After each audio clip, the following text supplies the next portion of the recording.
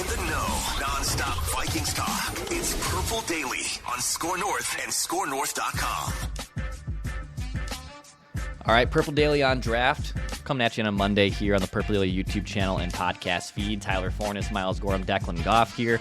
We're going to talk winners from Kwesi's draft class for the Kevin O'Connell combined era. We're going to talk big winners that have happened, some positives that have happened on the Vikings here on this episode. But we're also going to talk a little bit about, obviously, the state of the Vikings. We were also all watching Super Wildcard Weekend over the weekend. We still have 2 more games, obviously, to play out. But obviously, the soup du jour, or the topic that's gotten a lot of Vikings fans obviously fired up, boys, is both the Lions and probably even more the Packers having big wins on Super Wildcard Weekend. And you look at the state of the NFC North, and it's all doom and gloom. Forno said, I'm going to go full Jon Snow. I'm going to take the sword out. Bring on anyone else who wants to try to fight me. That's a Game of Thrones reference if you guys watch Game of Thrones. And said, you know what? Let's relax here. They're not that far away from competing. There's a lot of good building blocks. So, Forno, why don't you expand on that here? Because I know a lot of fans, a lot of Vikings fans are probably looking around saying, man, the Vikings are really far off, and you have some pushback on that. Do you think they can still compete? So why don't you expand on that a little bit more for our audience? Look, let's just not look at this as doom and gloom. And there's a lot of doom posting over the course of the weekend watching these games. And it's fair to be frustrated that the Vikings aren't in this position and seeing 2 division rivals get there. Like, let's just be honest. If the Packers lost 41-0 next week, I don't think anybody would be too surprised. They're a very young football team. They've had ups and downs all season. So no result with the Green Bay Packers should be surprising. The Lions, good on them, man. They were able to capitalize on Sean McVay being a coward in the red zone when they were down 4 and they kicked a field goal in the fourth quarter. You just don't do that. But just looking at the Vikings, yes, they have to figure out quarterback. But if they bring back Kirk Cousins, you have a massive baseline for success. Yes, they still have holes on defense. There's going to be around 50-some million in cap space once they're done making moves. Let's be honest. Harrison Smith is probably gone. That's almost $12 million. You can earmark that right away for a good defensive lineman. Like, there's moves that they can make, and they can continue to bolster this roster through the NFL draft. They have a first-round pick that's very high, a high second-round pick, multiple 4th, 5th, and 6th, and that's how you build the back end of your roster. Now, they still need some help up front.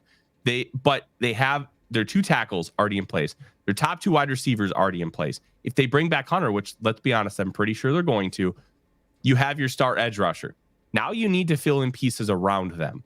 And there's still good players. The secondary is relatively young, but they show promise.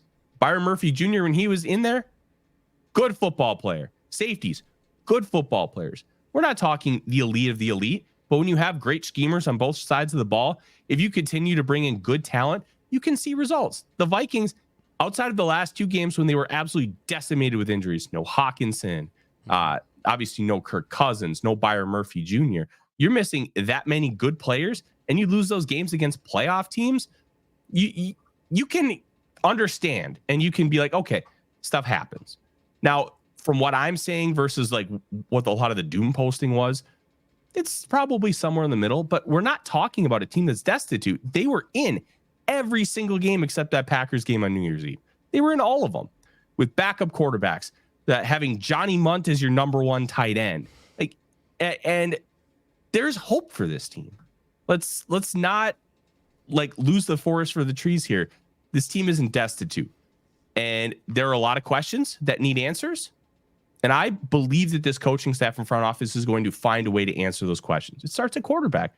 But even with backup quarterbacks, this team was competitive week in and week out and still finding ways to win football games. So it's not like this team is just on this downward trajectory. That they're going to be fine. What do you think, Miles? Are you as doom and gloom? Or are you on Forno's side here that things can pop up randomly from year to year, and the building blocks the Vikings have here, obviously with their current players? Is this a full on, like, they got to absolutely hit on every draft pick here to get back on top, or are they actually a lot closer than it seems? I always think that's like too reactionary of a case in general. And I think Rick Spielman did that too often, where it was like, we have to hit on these guys specifically in the draft because we don't have any cap flexibility. And if these guys hit, like, we'll be okay. But if they don't, then we don't have anyone behind them to to like figure it out. And I think the hard part I'm not doom and gloom. So let me start by answering that first question. I'm not doom and gloom, but I understand the like reservations and I don't like calling it negativity, but I think people are trying to be as realistic about it as they can when they see two teams in your division who we all thought going in, do we believe the Lions could actually do it? We got to see it first, and then they actually did it. And then the Packers were, well, is Jordan Love even ready to be the starting quarterback in the NFL? Is he willing to how is he going to do taking over the mantle for Rodgers and Favre? Can they have a third quarterback be great in a row? Like, it's unprecedented, but I'm not saying he's there yet, but like he's obviously showing that he's in that upward trajectory. And I think that in itself, where both those teams have a lot of scenarios where that future is really bright for them, the current and the future for them, whether it's cap space, young rising players, their quarterback positions are solidified and under contract for next year, whereas the Vikings don't have those things. And then Goff's not under contract next year. Yes, he is. He's got it's through 2024. I thought he was a free agent. No, I was actually just looked it up right before this. He's got one more year, through 2024. So I'm sure he'll get an extension. Yeah. But he is under contract for one more year. And then the Bears obviously have 2 top 10 picks, the first overall pick and the 9th. So they've built up a little bit more over the last handful of games where their defense looked better. You think their offense is getting a little bit better, and obviously maybe they add a weapon in Caleb Williams or Drake May. A lot of things like where there's a lot of like things to look forward to for these teams, whereas the Vikings, it's kind of like right now it's hard to say what is there to look forward to that isn't the same thing that we've been seeing. And I'm not saying that they won't do things to change that, but that's the perception right now because we don't know what they're going to do. We don't know if Kirk Cousins is going to be back. We also don't know if he's going to be healthy. Like that, like by March, he's only going to be a few months removed, 4 or 5 months removed from an Achilles. Like, it's easy to say that we expect him to be back and be Kirk Cousins again, but he's 36. He'll be 36. I hate using that as like a certainty of a baseline of something because we just don't know. And it doesn't mean he can't or he won't. It's an uncertainty. And to then use up a lot of your available cap space that you do have, it'd be on Kirk, Hunter, and Justin Jefferson. Now, yes, you can push some of those guys' money out in the future, but that just gives you less flexibility. And you're kind of repatching you'd be again doing patchwork on the roster this year to kind of make yourselves viably competitive. Kirk helps keep you a baseline of competitiveness. I'm not denying that, but the rest of the roster still needs a lot of work. And then to frame that in the second point I wanted to make is the young players aren't stepping up the way you'd like them to. Not all of them. We obviously have a lot of really good young players, but you have some guys over the last couple draft classes that just haven't contributed the way you'd like them to, whereas they'd be succession plans to guys leaving and walking out the door. We just don't have that for some of these positions. Like we're fortunate that Lewis Cine not being what you'd hoped he would be, isn't really going to have a negative impact on this roster because Cam Bynum, Josh Metellus, I think even Theo Jackson have stepped in and done really good things. So like that helps. But like Andrew Booth Jr. is obviously not in a good place with the coaching staff, it seems like. And then you have Brian Asamoah, same thing. Then you have edge rushers like Patrick Jones he's been an okay rotational player at best. But him and Andre Carter are your only current edge rushers on the books for 2024. And so like you're kind of in a situation where like we have to refill these positions that we had thought we had filled in a draft, but we didn't. And we're at least not confident enough in those guys to say, hey, you're going to be our day one starters going into training camp next year. Like you can't do that at cornerback on the outsides, like with the Caleb Evans and Andrew Booth. Mekhi Blackman and Byron Murphy are really good. I think they're guys that you can build around, but you have other holes in those situations that you still have to fill. Edge rusher, interior defensive line that you just don't have any like succession plans for. And you either need to use that in the draft or you have to use it in free agency. You kind of, or mix and match, but and then that still leaves you with question marks at future quarterback. Like all these future questions add up and you can't all fill them in one offseason. I'm not saying that they need to, but the most important ones, it's really hard to see them, the forest through the trees and the positivity. It's hard to see it if you don't know where they're going with it, or if they decide to just rerun things back. And we've seen what happens when they run things back. It still stays pretty mediocre. They can be good, but they're not Super Bowl contenders. And I'm not saying they have to win the Super Bowl for it to be a success, but they've never come close to sniffing a Super Bowl in 7 years. And so it's like, at what point does that same logic keep playing and playing and playing? At some point, you got to change up a little bit what you're doing at some of those key positions to kind of hopefully see yourself over that hump and create a sustainable, winnable product rather than just like a year-over-year plan. So let's take a look too at what building blocks Kwesi has made here. So let's talk about the positives. So obviously Jordan Addison last year has been a huge positive to the Vikings, right? He's been an extra layer to this offense, and whether it's Kirk Cousins throwing the ball or if it's a new quarterback, you have a pretty dynamic wide receiver that's a complementary piece to Justin Jefferson. And obviously Ivan Pace as a UDFA last year. I mean, every rookie measurement, and even a lot of just linebacker measurements last year, he was legitimately one of the better linebackers in football. I know he's a UDFA, but still, got to give credit where credit's due. And then I feel like the other two players at least come to mind to me, guys, are probably Ty Chandler and Ed Ingram, as maybe there's a bigger ceiling on Ty Chandler because he actually might get a little bit more run. And Ed Ingram wasn't as bad as his rookie year, but maybe you could still make a case he took a half step forward. Are those building blocks, though, are those 3-4 guys, is that enough for to at least have even more optimism going forward into 2024 that, hey, these guys can even take a bigger step and they are part of the future plans of the Vikings being successful in 2024 and beyond? Yeah, I think so. And I also think, even though he had a rough last few games, I think you could throw Caleb Evans into that bunch because like the first 11 or 12 games, he was excellent. We were talking about him as like a long-term starter at the cornerback position. Yeah, the weird thing about cornerback is it's a confidence position. And you have guys who are in their like mid to late 20s who just lose confidence and then it just starts to stink. Like you could kind of put Xavier Rhodes in that bucket. Yeah, he started to wane off some of that athleticism, but it's not like 2019 he was this unathletic cornerback. He just kind of lost it. And I think because it happened towards the end of the season, now you can kind of build him back up and get him to a better like headspace, and he can be a lot better for you moving forward. So like that 2022 draft class, it really hurts that you're not getting much from Andrew Booth, Lewis Cine, Brian Asamoah, 3 of your top 4 picks. Ed Ingram's been a starter for 2 years. He cut his pressures by 33% year over year from his rookie year, had 63 in 2022, only 42 last year. Guard is not necessarily the easiest position to translate to in the NFL because you have to worry about guys on either side. Whereas like if you think about tackle, you only have to worry about one guy next to you. So it's just there are more variables the farther you move inside. And I like where Ed Ingram's trajectory is going. I think Ty Chandler does have something. You have Mekhi Blackmon, who played way better than anybody expected as that 3rd round pick. And you could hopefully move that forward. And with with a full off season of NFL coaching, then you'll be able to perhaps extract more from him. And you have some good pieces. And it really stinks that you have Cine and Booth still as, like, I think the best case scenario is they're a wild card. Like, you may be able to get something out of them. You may not. I thought Booth played relatively well in the final game against the Lions, but are you going to be able to see that with any form of consistency moving forward? Lewis Cine had 8 good snaps in garbage time against the Green Bay Packers.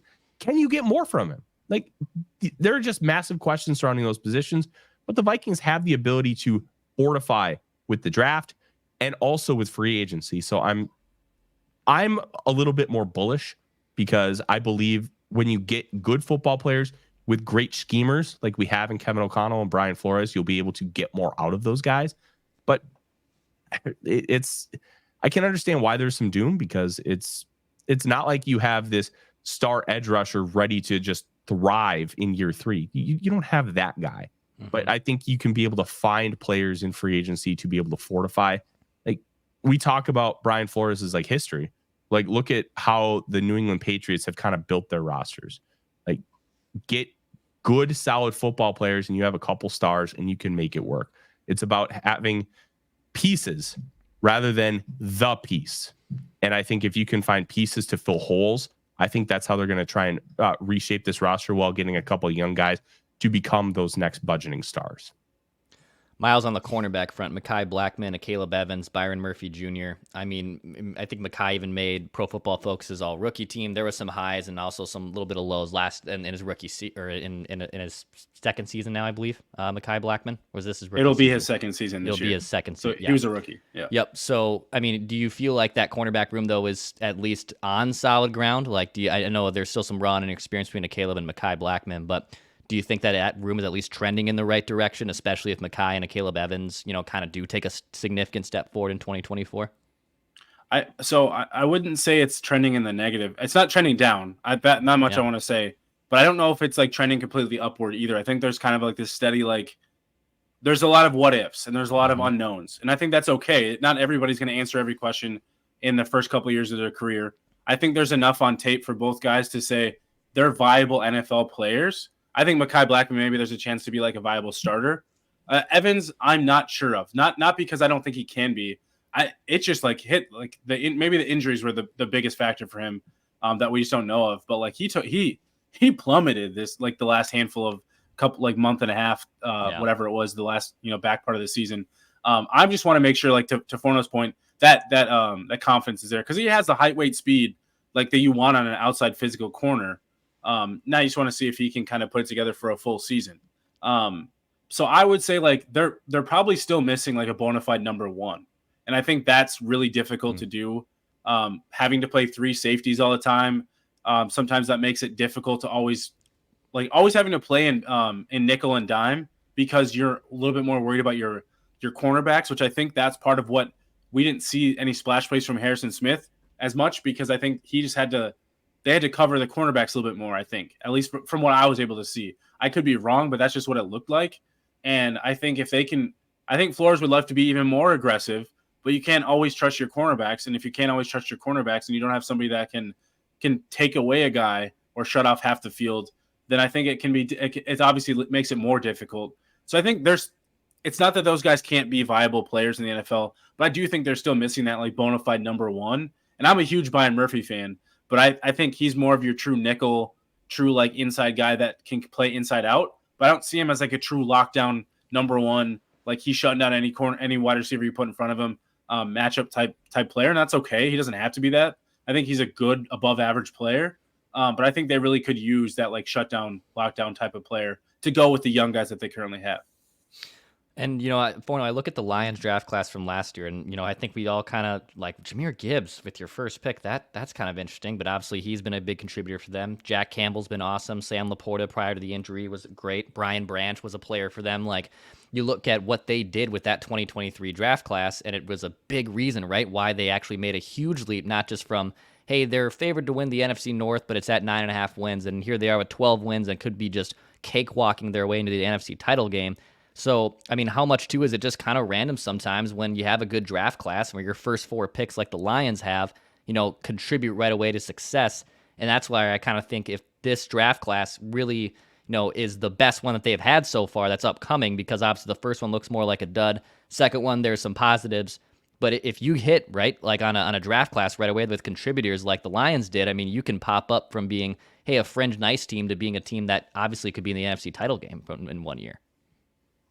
Yeah, nailing a draft class means a lot, especially when you nail them early. I mean, just look at the 2017 Saints. They were 8-8 the year before, and then they drafted 2 rookie All-Pros. Like, that draft class had Trey Hendrickson in round 7.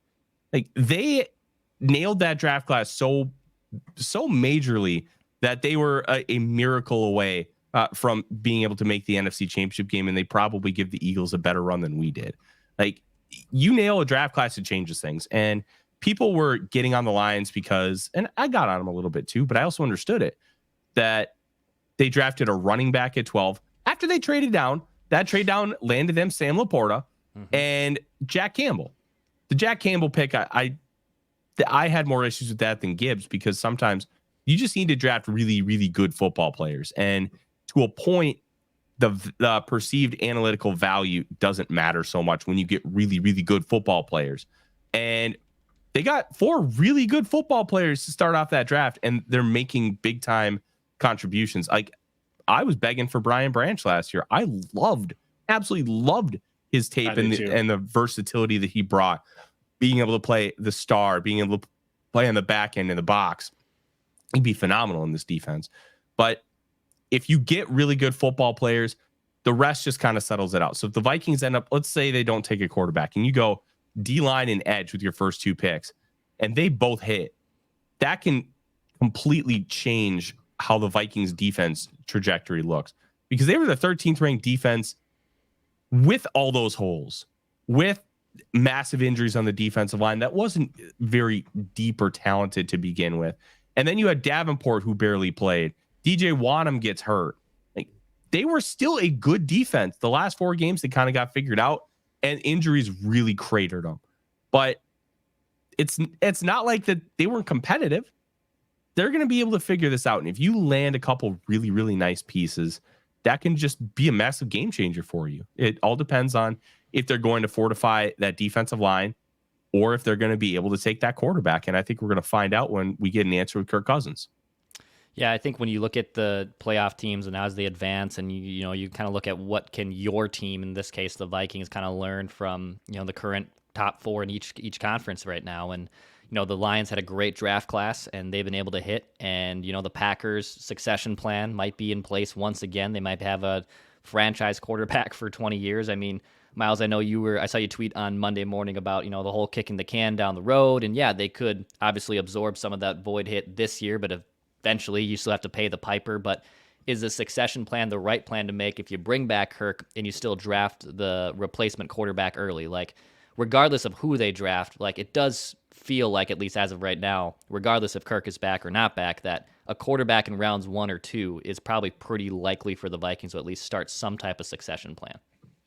Yeah, no, it's important to have that succession plan. And I think that's been their ideal scenarios. They want Kirk under contract while they draft a quarterback high. I think that's been their plan, or at least perceived plan, for the first 2 years of this the new regime. And I think the issue is that they haven't found anybody that they've truly liked enough to take at the current pick that they had. And they also they were too far back to move up high enough to get any of the guys that they wanted. So I think they've kind of been in this difficult position. But I think the hard part there is, because of some of those scenarios, you might have lost out on your opportunity to kind of do both. Like, not that you can't. I'm not saying that they can't bring Kirk back and can't draft somebody, but if you bring Kirk back, it's probably going to be at least for 2 years, fully guaranteed, or at least strong guarantees, and for 2 years, and maybe some into a third, depending on like what they're willing to give and take. Because we know last year that they weren't willing to do it. They weren't willing to go beyond 2024 for money for Kirk, but they might feel like they have to now because they don't really have a succession plan in place.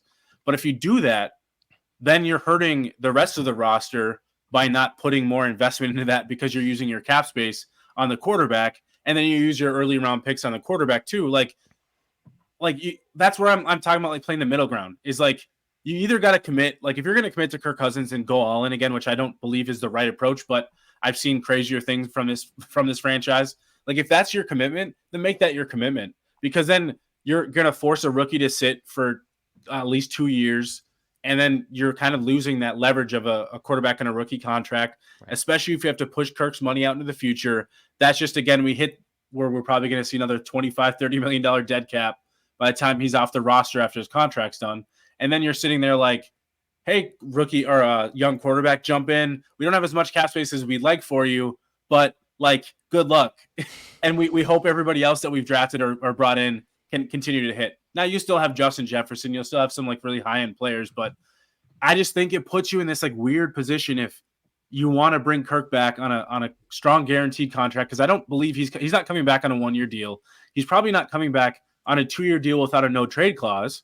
So like, there's a lot of those things that come into factor that like make it really difficult to want to truly stay like highly competitive, not just like a, hey, maybe we'll make the playoffs, but no. If you want to bring Kirk back, the expectation should be, we want to be a strong contender in the NFC, not just hopefully we make the playoffs. Oh, shuck, guys. Like, nah, I'm sick of that. Or you got to commit to that rookie quarterback and bring in a bridge guy and say, hey, we're willing to take a potential step back and rebuild the huge parts of this roster that really need it around this rookie quarterback and that bridge player. And I think those are the things that they have to weigh. But it's really difficult for me to see them doing Kirk and quarterback, unless it's like a 2nd-round pick, maybe like that, like the Eagles did with Jalen Hurts and whatnot. Like, that's possible. It just changes like your expectations, and you lose that like extra year of flexibility with that rookie contract. So there's a lot of those things that like I know they're weighing. I'm just sick of that like middle ground of like half in, half out. Yeah. Like, that's not truly competitive rebuild if you're not hitting on the guys that you need to make that transition an easier one. So it's a tough spot to be in. Let's not forget what Kirk Cousins said at his end of the year presser. It's not about the dollars. It's about what the dollars mean. And what does he mean by that? I took it as the dollars mean I am the starting quarterback of the Minnesota Vikings. And 100%. it's like, I think he'd be willing to take 30 million instead of 40 or 45 if it means you are committing to me that I am the starter of this football team for 2+ years. That's how I interpreted it. And I just don't think the Vikings are going to be willing to do that. And we're going to keep having this conversation until we get an actual resolution. I don't know if I believe he'll take that less of money. I don't. Not that I don't think he wouldn't take a haircut compared to like the league, but like he also said it represents something. And he was the first guy to come out and get a fully guaranteed multi-year deal. And he's done a good, but like to your point, he wants that like commitment. He wants the commitment from the team. But I think the issue there is like his commitment from the team means I'm locked in 100%. There's no way of getting out from me scenario, locked in. And I think the team's always like, well, like, yeah, we did that when you first came in, but that's really hard to do when you come in and you're 36 coming off an Achilles and all these factors like that play in. It's really hard to like make that true commitment to somebody. So, but I agree with you. Like, that's what I heard too. I heard make me the starter and commit to me as a starter for multiple years. And then I don't have to think about it for 2 more years or whatever it is. From its perspective, absolutely. From a football perspective, you just can't do that. Yeah, right. Forno, I saw you read about JJ McCarthy on Vikings Wire over the weekend too, about, obviously JJ officially declared for the draft over the weekend, McCarthy that is. And you kind of view him as maybe the Will Levis of this year's class, where a guy you might see him in mocks go as high as like top half of the first round, or he could slide into round 2. I feel like, and we've touched on this before, we did a deep dive on McCarthy and Michael Penix, obviously last week on Purple Daily on Draft, but it does feel like if they bring Kirk back, that succession plan of McCarthy would make a lot of sense. Like I could see them, because they've identified him, they've scouted him a ton. Doogie's had a bunch of information on that too. If it's Kirk Cousins being re-signed, I feel like the JJ McCarthy plan, maybe in round 2, or maybe a trade back up to the end of the first round because you get the 5th-year option to that succession plan, which clearly is our buzzword here on this episode, could also make a lot of sense for the Vikings. Absolutely. And you really laid it out perfectly, Declan. McCarthy is not Will Levis as far as the football player, but how they're going to be perceived by a lot of draft media, I think is going to be very similar. You're going to have some people who are very high on him, some people who think he's not worth a high pick at all. And that conversation is going to be really interesting. I actually grade out McCarthy slightly higher than Levis. Levis has better tools. Obviously, Levin has a comparable arm to Josh Allen. He just doesn't know how to use it nor navigate the pocket well, which really translated because in college he had a 28% pressure to sack conversion rate, which is atrocious. And with McCarthy, the questions are different. It's not necessarily about arm talent. It's not necessarily about the ability to be a dual threat. It's why didn't Michigan put the ball in your hands? Well, it was simple. Jim Harbaugh doesn't do that with his quarterbacks. He didn't really do it with Colin Kaepernick. He didn't do it with Alex Smith. He didn't do it with any of the quarterbacks before J.J. McCarthy. And you could argue McCarthy's the best of all of them as far as like what they were as college prospects. I think you could have semantics with Colin Kaepernick, but when you look at all of these guys, the only guy he really put any trust into with that arm was Andrew Luck. And Andrew Luck is such this big anomaly. When he was coming out, you were having people talk about he's the best prospect since John Elway, and Elway was considered a surefire guy. Well, he was, and so was Luck. But Michigan wants to run the ball, run it down your throat, and play great defense. And that front is nasty, and you saw how that manifested last Monday in the national championship game. What McCarthy's able to do is he's able to do full field reads. He's able and willing to fire the ball into tight windows, and now he's willing to run the football when he has to. Because he was at Michigan, I thought he either needed to transfer out or declare, because I didn't think he was going to grow enough in that ecosystem because of how they want to play football. And I think he'd be best suited with a redshirt year, a year to sit, learn behind a guy, grow in the NFL game, grow in the playbook, see how things are done in this league, and then take over in 2025. But we also know if he's a first round pick, that probably doesn't happen because this is the year 2024. It is not 2004 when that happened relatively frequently. I like McCarthy a lot. I think there's real projection to show that he could be a potential franchise guy. but you have questions that need to be answered because he was never asked to be that guy. He threw 10 passes against Penn State, one of their biggest games of the year, and they won by 9. Because you know what? Sherrod Moore's like, no, we're just going to run the ball and we're going to run it right at him. And it worked because they're Michigan. So answering those questions during this pre-draft process is going to be huge for McCarthy and how you perceive him, because some of those questions I don't believe are his fault. It's just a matter of we're trying to win college football games, and then win the national championships. So you really can't argue it.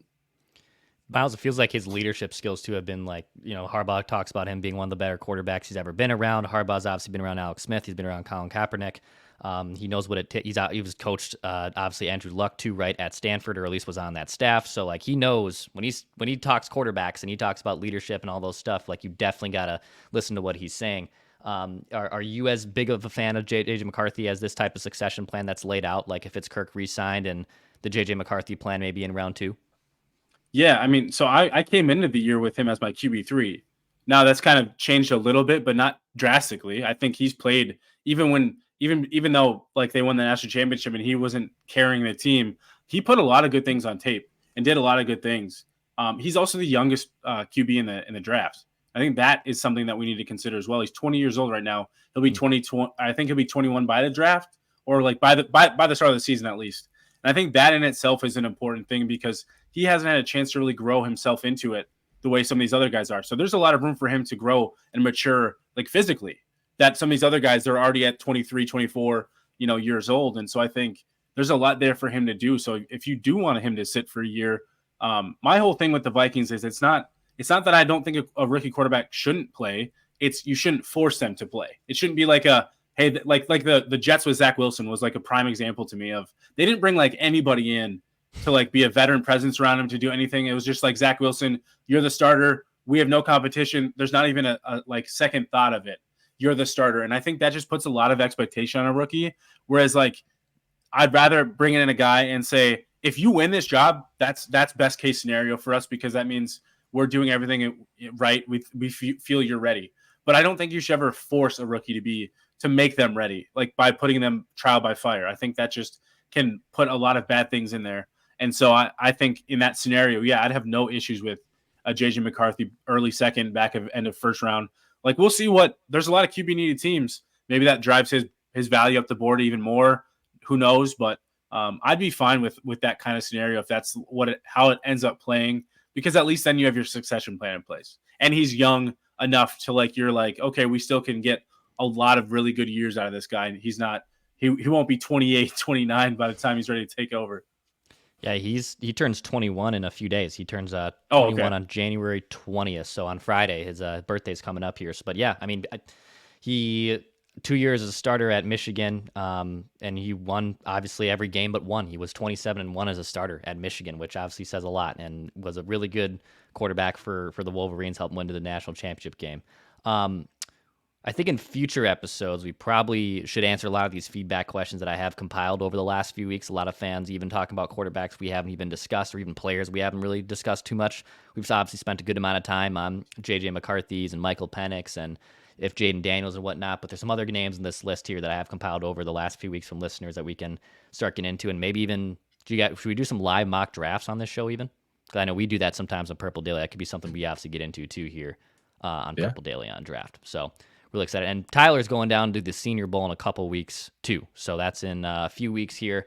Tyler's going to go down to Mobile and scout some quarterbacks here. So we're going to have some eyes on the ground as well. So a lot of awesome stuff here lined up on Purple Daily on Draft. You can hit that subscribe button for daily Minnesota Vikings entertainment. Mackie, Judd, myself, full show back on Tuesday before I die as well. So plenty of great content coming at you here on Purple Daily. Hit that subscribe button. We just want to see the Vikings win a Super Bowl before we die. This has been Purple Daily on Draft.